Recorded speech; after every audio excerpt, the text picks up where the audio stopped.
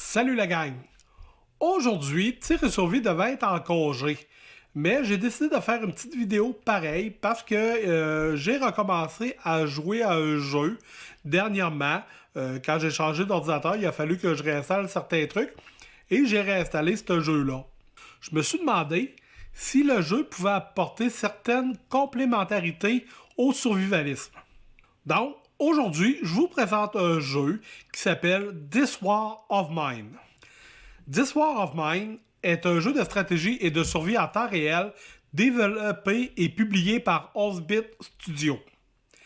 Il se déroule dans un monde en guerre où vous jouez en tant que groupe de survivants qui essaient de survivre dans les conditions difficiles de leur environnement. Donc, contrairement à certains autres jeux, pour pas dire la plupart des jeux, vous n'êtes pas des combattants, vous êtes des civils qui essaient de survivre dans une ville en guerre.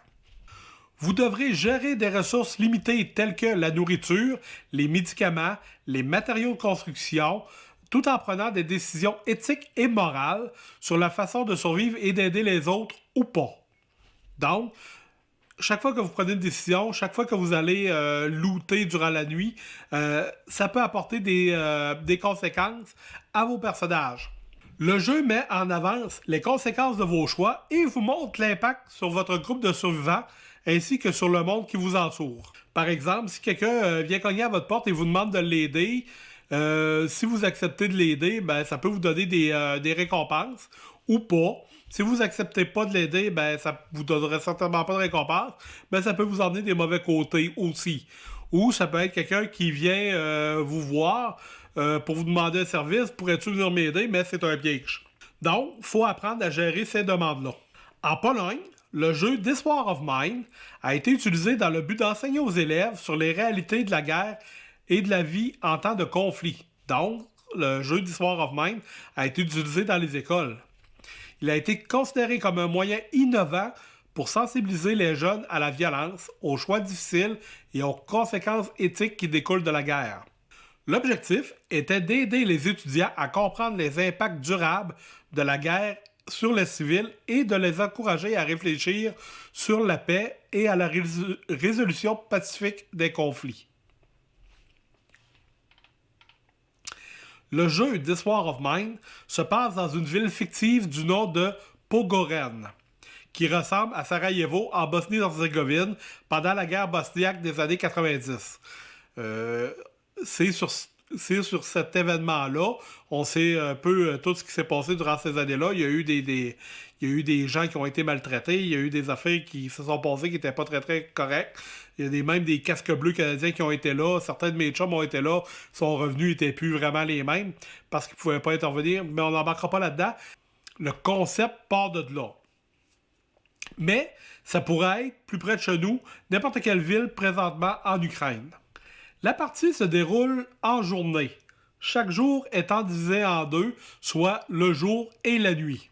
Le jour, les civils peuvent construire des trucs, récupérer de l'eau de pluie, vaquer à leurs occupations, et la nuit, les civils peuvent partir à l'exploration des lieux autour de leur refuge pour pouvoir trouver d'autres matériaux pour pouvoir améliorer leur refuge. Malheureusement, la nuit, vous n'êtes pas les seuls à partir en opération de pillage. Vous pouvez être attaqué, donc c'est important aussi de laisser des gens pour protéger votre refuge.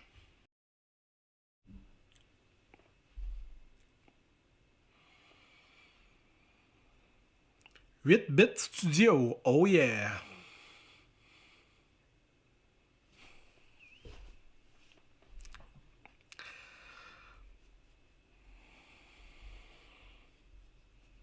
Il y a une partie des... Dans la guerre moderne, vous mourrez comme un chien sans raison valable. Ernest Hemingway. Je partais pour dire, il y a certaines parties des pourcentages des profits qui ont été à l'organisation Childware. Là, on a vu le logo. Donc, ça partait d'une bonne idée. Vous avez deux modes de campagne. Vous avez le mode Final Cut et vous avez le mode Stories pour... c'est des scénarios un peu plus dirigés. J'aime bien jouer à Final Cut, donc on va aller à Final Cut. Et on va faire une nouvelle tentative. C'est parti!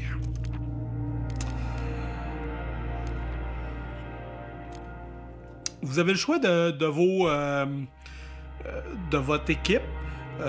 Personnellement, j'aime bien commencer avec 3 personnages. Il y en a qui se disent bah, 2, ça coûte moins cher de ressources. 4, c'est beaucoup en commençant parce qu'on est limité dans les ressources. Mais 3, je trouve que c'est un bon mix parce que ça permet la nuit à ce qu'il y en ait un des 3 qui se repose dans un lit. Il y en a un qui part pour aller looter et il y en a un qui monte la garde. Donc, j'ai tout le temps mon trio d'élite là, ici qui est Pavel, Bruno et Marco. Je trouve que c'est un bon trio ensemble, donc c'est pas mal souvent eux autres que je joue.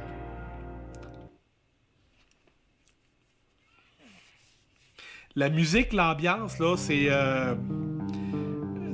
vraiment mélancolique. C'est le fun. Vous allez si jamais vous jouez à ce jeu-là, vous allez vous attacher à vos personnages. Et ce qui est le fun ou moins le fun, tout dépendant, c'est que vous pouvez pas sauvegarder votre partie à n'importe quel moment. Donc la partie se sauvegarde à tous les matins à 8h. Et si vous faites une erreur durant la journée, vous pouvez pas reprendre à 8h le matin. Là. Vous reprenez vraiment où ce que vous étiez rendu. Donc je trouve ça le fun pour ça.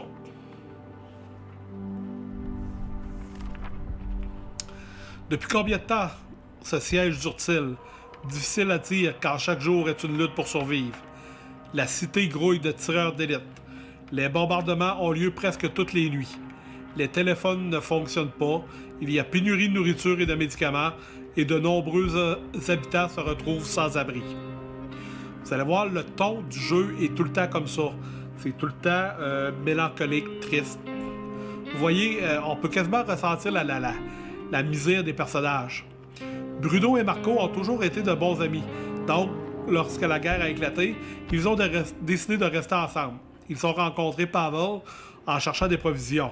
Autrefois, star de l'équipe de football de Pogoran, il n'est plus qu'une autre victime sans abri de la guerre. Ils ont donc décidé de faire équipe espérant de meilleurs lendemains. Et ça, c'est votre refuge. Donc, comme vous le voyez, là, on a un refuge quand même assez grand. Ah ouais, ça c'est le fun. OK. Donc, on va prendre Pavel et on va l'envoyer ouvrir la porte. Quand vous avez des trucs à pouvoir faire, vous avez tout le temps une icône comme ça. Donc, ici, vous voyez que vous avez un paquet de gravats. Donc, on va l'envoyer creuser là-dedans. Pom, pom, pom. Quand vous avez une main comme ça, c'est parce que c'est un endroit à fouiller. Donc, on va sélectionner notre Bruno, qui présentement a de légères blessures, et on va l'envoyer fouiller. Et on a trouvé des pièces, et on a trouvé des pièces électriques. Donc, on prend tout, ping, et ça vient d'apparaître dans nos affaires. Donc, ici, c'est votre inventaire, que vous pouvez avoir accès ici en haut à gauche. En parlant de ici en haut à gauche, vous pouvez terminer la journée, donc ça arrête tout ce que vous étiez en train de faire. Vous avez la température présentement à l'extérieur, température à l'intérieur de la bâtisse, excusez. Vous avez l'heure, donc de 8h à 8h. C'est-tu de 8h à 8h? Ouais, de 8h à 8h. À 8h à 20h, finalement, c'est la période de jour. Et de 21h à 5h du matin, c'est la période de loot la nuit. Et vous avez le jour complet. Donc, on a ici une porte barricadée qu'on va l'envoyer ouvrir. Et vous allez voir là, que c'est comme plus dur, puis il va faire un peu de bruit.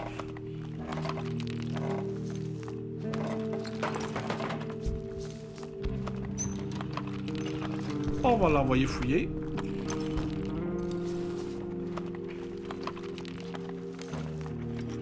Donc, on a trouvé un morceau de viande, de l'eau, du bois et des composantes. Là. Ça, c'est très important. Là. C'est comme des clous, des bowls, toutes ces petites quincailleries, là, ça rentre tout là-dedans.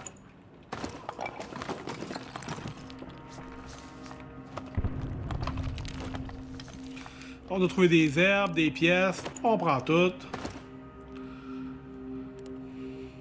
Et là, vous allez me demander, ouais, mais Pierre, qu'est-ce qu'on fait avec tout ça? On va prendre notre Marco qui est ici, on va l'envoyer à notre atelier principal. Donc, Pavel va pouvoir aller fouiller ce qu'il y a à l'autre bord.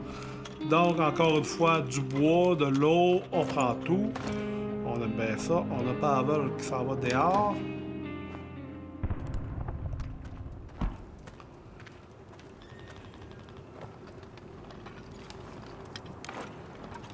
Ici, vous avez trouvé un outil de crochetage pour pouvoir débarrer des portes, c'est important.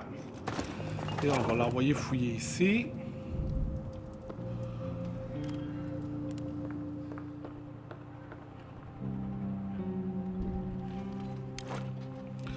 Donc, encore des herbes, blablabla. On ramasse tout. Des pièces, pouf. Et c'est là que la magie va opérer. Donc, on a Marco qui est ici et qui, lui, va pouvoir utiliser notre atelier. Dans notre atelier, on peut construire certaines choses. La première chose que je vous conseille de construire toujours, c'est l'atelier de métallurgie. Donc, on le sélectionne. On a besoin de 10 pièces comme ça et de 5 morceaux de bois. Ça tombe bien, on a les 10, on en a 30 en réalité, et on a nos 5 morceaux de bois, en réalité on en a 25. Donc, on fait fabriquer. Et il faut que vous trouviez une place pour le mettre. J'aime bien mettre l'atelier métallurgie toujours proche de l'atelier principal. Donc, on shoot ça là, pic. Et il va se mettre à fabriquer ça, ça va lui prendre 1 heure. Durant ce temps-là,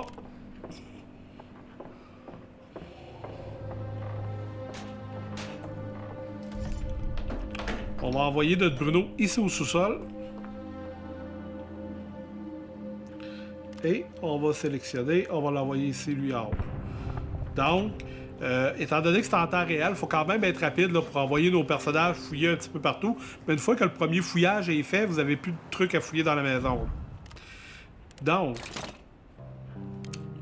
première chose qu'on va construire, ça va être une pelle pour pouvoir creuser les gravats plus rapidement.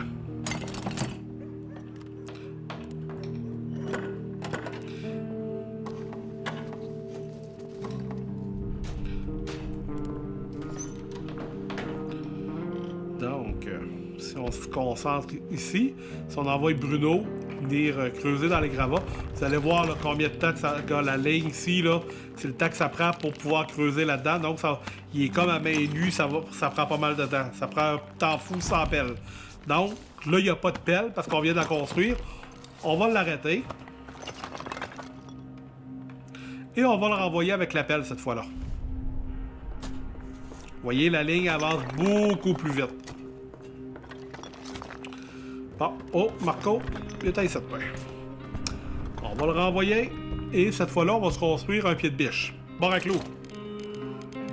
Oh, pas la bonne affaire. Ici. Nous autres, on veut une barre à clous. Barre à clous peut servir d'outil et peut servir aussi d'arme. Donc, poc. Des fois, les personnages ont tendance à faire des niaiseries, là. Ils sont comme habités d'une... Bon, ici, c'est barré. On va attendre d'avoir notre barre à clous. On devrait être bon pour le débarrer. On va l'envoyer creuser.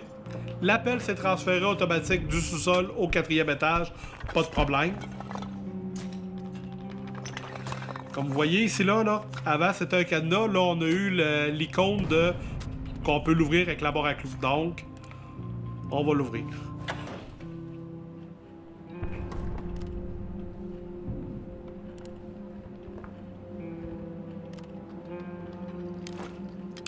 On a trouvé des livres et on a trouvé des médicaments.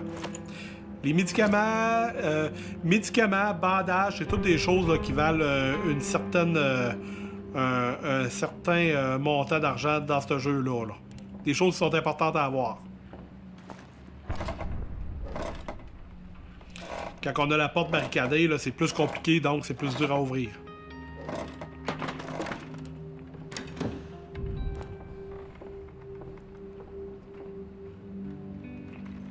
Si on voit qu'il est 6h30, donc à 20h, on va partir en exploration. Si on a trouvé des herbes, de l'eau et des bijoux.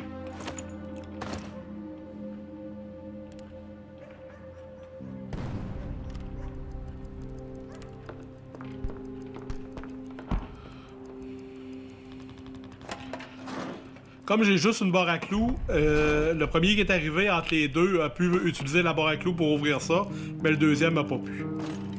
Et là, il va voir. Donc, poink.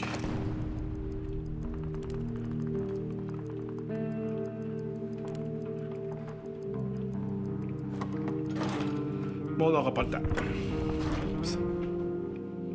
20 heures. Donc, on est dans l'interface nuit. Ici, à gauche, dans l'interface nuit, vous pouvez dire à vos personnages soit de partir collecter, soit de monter la garde ou de dormir. Partir collecter, on envoie toujours un. Pour savoir lequel que vous envoyez collecter, vous regardez ici à côté du petit pack-sac en jaune le nombre d'espaces qu'il y a de disponibles dans son pack-sac. Donc, on se rend compte que Marco a 15 places, Bruno en a 10 et Pavel en a 12. Donc, on va envoyer Marco pour aller partir collecter. Ici, on a Pavel qui est légèrement malade, donc on va lui demander de dormir. Et on a Bruno qui a des blessures, mais on n'a pas le choix. On va lui faire monter la garde. Deuxième étape, on choisit où est-ce qu'on va aller. Maison hantée, c'est la première fois que je le vois. L'homme qui vivait ici hébergeait les gens dans le besoin. Il s'est enfui après que la maison a été... Depuis là, abandonné, les gamins disent qu'elle est hantée. Bon, écoute, moi je pense que ça me tente, une maison hantée. On a la villa en ruine, la maison mitoyenne. C'est important de lire la description du lieu où ce que vous voulez aller. Des fois, il y a des gens qui restent là. Quand il y a des gens qui restent là et que vous les volez, ben, vos personnages vont moins bien filer par après. Ils vont être tristes, donc il va falloir accomplir des... il va falloir faire des choses pour se désennuyer ou, mettons, aller donner des médicaments à l'hôpital. Mais on n'est pas rendu là, vous allez l'apprendre si jamais vous jouez. On va aller dans la maison hantée. Là, on a le choix d'apporter des outils ou pas. Je vais apporter mon pied de biche et ma pelle. Si on aurait eu des armes, si on avait eu des armes, on aurait pu les emmener, mais chaque fois que vous emmenez du matériel, ça vous enlève des espaces de chargement pour en rapporter.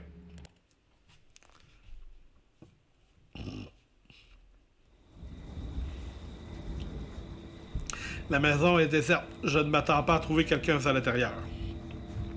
Tant mieux. Donc, vous voyez qu'il est comme plus en mode furtif. Vous voyez aussi, ici, là, vous avez comme des angles de vue. Donc, c'est ce qu'il est capable de voir. Remarquez, quand il fouille autour, il y a comme une sorte de bulle qui se fait. Ça, c'est le son qu'il fait en fouillant.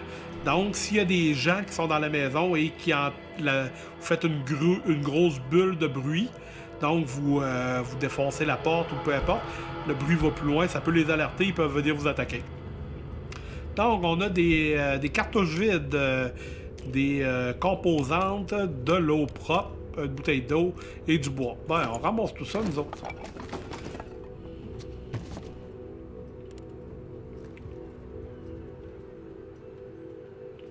Vous voyez ici, là, petit exemple, on voit en rouge ici, donc c'est du bruit que nous, on entend. Donc, on vient proche de la porte, il y a une craque dans la porte. C'est pas toutes les portes qui l'ont, cette option-là, mais on peut regarder, là, avant de rentrer, qu'est-ce qui se passe. Donc, je vais commencer... Ouais, ok, allons-y.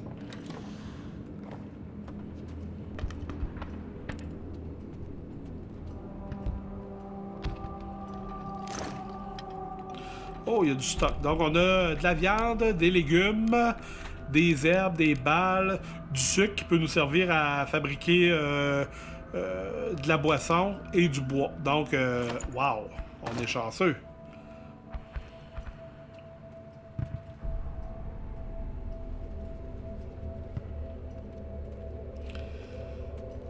On commence par le haut, par le bas. On va aller en haut. Parce qu'oubliez pas qu'ici, on a l'horloge qui tourne. À 5 heures, si on n'est pas revenu à notre point de départ, ça va pas très bien. Donc, on entend du bruit, on va vérifier qu'est-ce qui se passe. C'est un rat encore.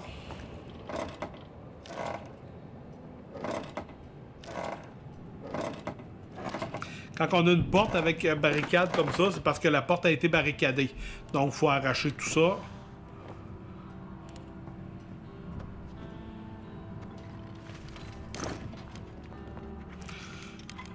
Des pièces. On a trouvé une cartouche. On prend tout. Ben oui.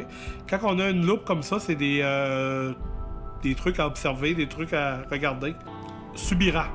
Alors que je venais d'atteindre ce pays que je pensais sûr, je le trouvais lui aussi en proie à la guerre. Ne t'en fais pas, je vais bien. Je t'écris cette lettre en attendant le passeur qui m'emmènera en sécurité avec son bateau. Je vais demander l'asile et dès que je l'aurai obtenu, je te ferai venir ici. Nous serons de nouveau réunis, loin de la guerre et du désespoir. Tiens bon et prie pour moi, Kofi. Je pense que finalement, ça n'a pas bien été. Donc, on voit encore qu'il y a du bruit ici, donc on va observer qu'est-ce qui se passe là-dedans. On a encore un rat. Allons-y. Vous avez vu là la grosse bulle que ça fait là? Donc s'il y aurait un ennemi là, pendant qu'on est en train de briser la maison, il l'aurait entendu. Là.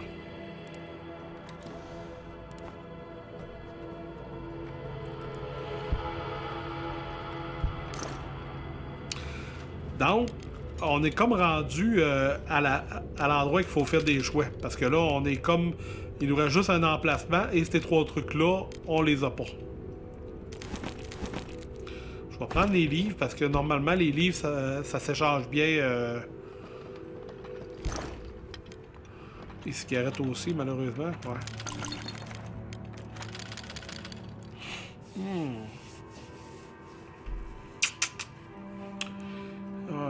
Okay. Bon, on va laisser les herbes là. Pas besoin de ça. On va prendre... Et je vais laisser les cartouches vides pour prendre les cigarettes. Vous allez me dire, là, Pierre, prendre des cigarettes. Les cigarettes dans ce jeu-là, c'est un une très bonne monnaie d'échange. Et on a Bruno aussi qui fume, donc il aime bien ça une fois de temps en temps, avoir sa cigarette. Donc on va redescendre au sous-sol, minuit 40. Il nous reste encore 4 heures pour vérifier ce qui se passe.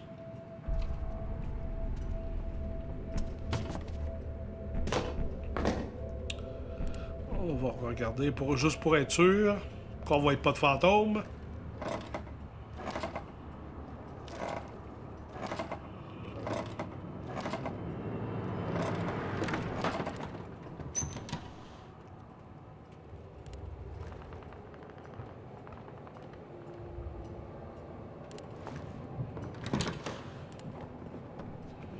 La seule affaire que je déplore un peu de ce jeu-là, quand on regarde avec l'œil, là, on voit pas les trucs qu'il y a à fouiller. Ça pourrait nous donner une bonne idée, mais on le voit pas. Je trouve ça un petit peu plate, mais bon.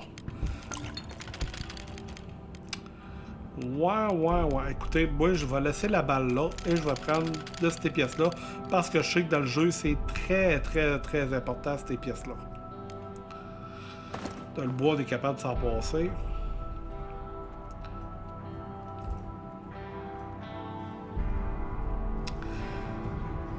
Donc, ici, on a des grilles qu'on ne peut pas encore ouvrir parce qu'on n'a pas la scie pour ouvrir les grilles.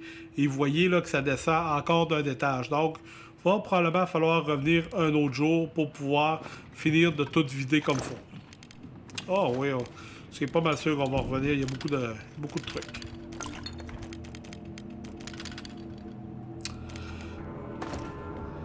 Une fois que vous avez pas mal fait le tour, et si jamais le temps commence à presser, vous avez l'option de courir vers la sortie. Donc, votre personnage va prendre le chemin le plus court possible en courant pour se diriger vers la sortie. Si jamais vous rencontrez des ennemis qui vous veulent du mal, vous pouvez utiliser cette option-là pour vous sauver un peu plus vite.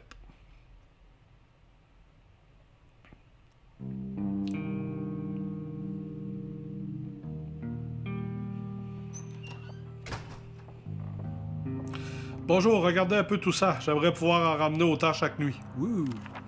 Donc, on a quand même ramené beaucoup de trucs. On va en profiter tout de suite pour se faire un lit. Et on va venir le placer... on peut le placer, celle-là?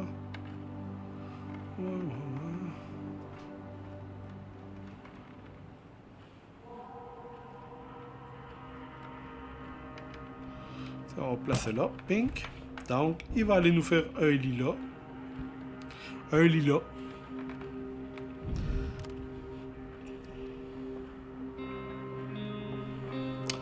On va envoyer Pavel ici finir sa job d'exploration.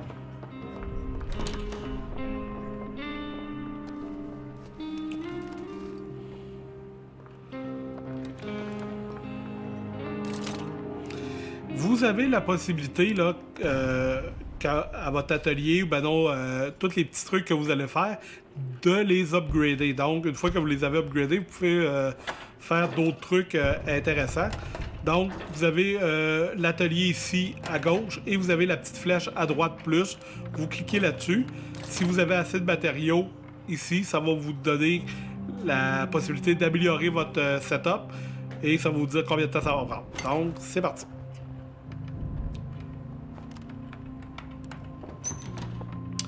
C'est important de garder à l'œil ici la température parce que durant l'hiver, vous allez avoir un hiver, la température va baisser. Donc, ça va être important de vous construire un poêle pour pouvoir vous chauffer.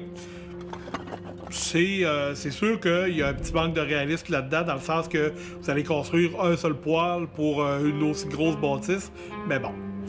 Donc, on a notre Bruno ici qui a terminé de fabriquer son lit et on va lui dire « Utilise le lit pour dormir ». Pour se reposer, parce qu'on voit ici que Bruno a besoin de repos, il l'a fait aussi. Mais après ça, on va se construire un poêle pour... On va utiliser Marco ici pour construire un poêle pour pouvoir faire à manger. Donc, un poêle rudimentaire, et on va venir le placer ici dans la cuisine. Pauvre.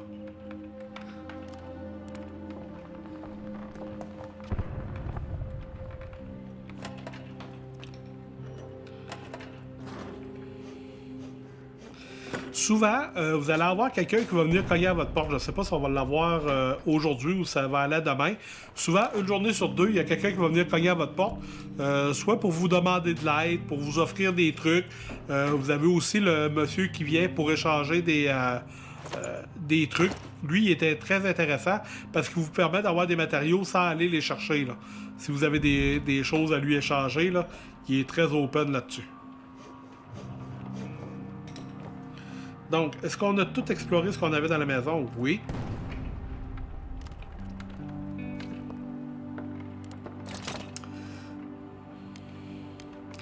Bon, on voudrait se faire de la soupe, nourriture cuisinée. Ça nous prend 1 viande, ça nous prend 5 unités d'eau potable et ça nous prend 2 unités de bois. Mais comme on n'a pas d'unité de bois pour l'instant pour chauffer, on va envoyer Marco en faire. On va le faire un peu son bûcheron.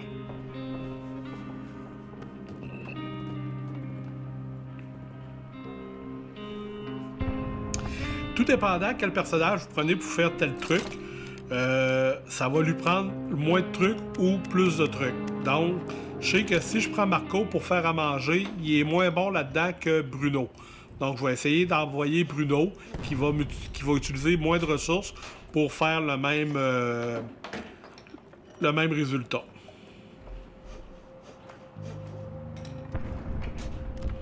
Donc, on va réveiller Bruno.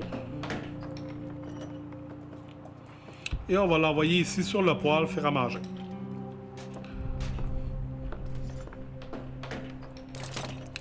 Donc, on a la possibilité de faire 2 repas.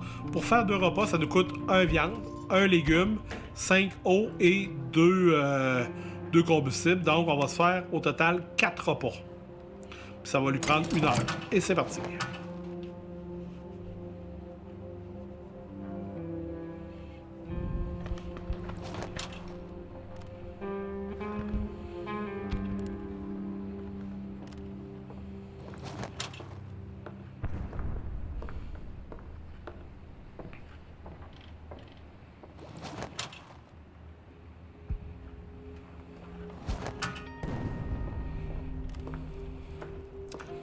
Une fois que les repas sont faits, vous allez avoir une icône comme ça. Et si on regarde ici Marco, qui est marqué à fin. On va l'envoyer, on va cliquer sur le repas. Et après ça, à fin va avoir disparu. Et voilà. Donc, c'est important d'être à l'écoute de ce que vos personnages ont besoin. Comme on voit que Bruno vient de dire qu'il y avait des blessures et qu'il avait besoin de bandages. Donc, on va l'envoyer se faire des bandages parce qu'on en a. Des fois, vous allez avoir des personnages qui saignent abondamment, qui sont blessés, mais vous n'avez pas de bandage. Donc, il faut faire les tables, les trucs pour pouvoir les faire. Et à un moment donné, là, vos installations vont devenir comme un peu autonomes là-dedans. Donc, j'aime bien ce jeu-là qui nous montre un peu... on va sortir de là. Quitter. Ouais. J'aime bien ce jeu-là parce que ça nous montre que tout se fait pas tout seul. Pour pouvoir fabriquer le poêle, on a besoin de certains matériaux. Ça nous montre pas comment le monter, mais ça va nous montrer que en situation de même, le poêle marche plus ici, il faut le remplacer, il faut faire d'autres choses. Donc j'aime bien ce jeu-là pour ça. J'aimerais ça que dans les commentaires, vous me dites ce que vous en pensez. Un petit truc intéressant, c'est que quand vous allez dans le workshop, vous pouvez faire mon histoire. Et vous avez le choix ici de pouvoir faire des personnages qui sont pas dans le jeu. Comme vous pouvez le constater ici, là, j'ai fait un personnage qui s'appelle Pierre, j'ai fait un personnage qui s'appelle Mathieu du Nord, et j'ai fait un personnage qui s'appelle Akrapovic. Donc, blablabla, commencer. Ah, il veut bon.